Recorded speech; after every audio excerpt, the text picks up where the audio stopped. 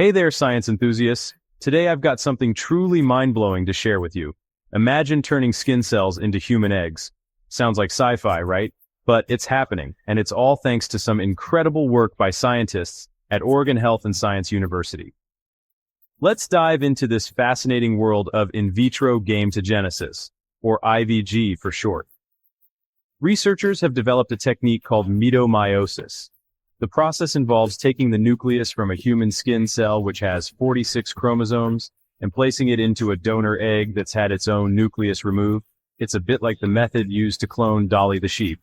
Now here's the tricky part. To allow fertilization, they needed to have the chromosome count in the reconstructed egg.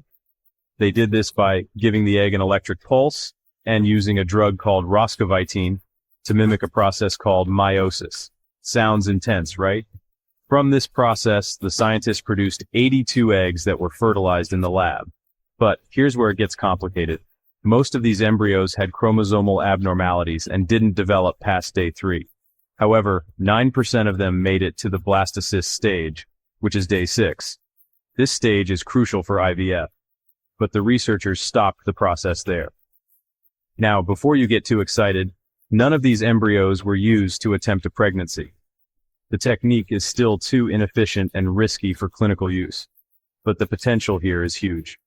The main aim is to tackle infertility issues. This could mean creating eggs for older women, those who've lost eggs due to treatments, or even allowing same-sex male couples to have genetically related children. This isn't the first time we've seen such breakthroughs. Back in 2016, Japanese scientists created healthy mouse pups from eggs entirely developed in a lab. And in 2018, researchers turned human blood cells into immature eggs. We're truly living in the future. But, as with all revolutionary science, there are ethical and legal hurdles. Concerns about embryo farming and legislative restrictions in the US are significant challenges. Bioethicists are keeping a close watch on how this unfolds. So, what's next? Co-author Paula Amato believes it might take another decade of research before IVG is safe for human trials. But the possibilities are exciting. Thanks for tuning in, and remember, the world of science is always full of surprises. If you enjoyed this peek into the future of fertility science, don't forget to like and subscribe. Stay curious.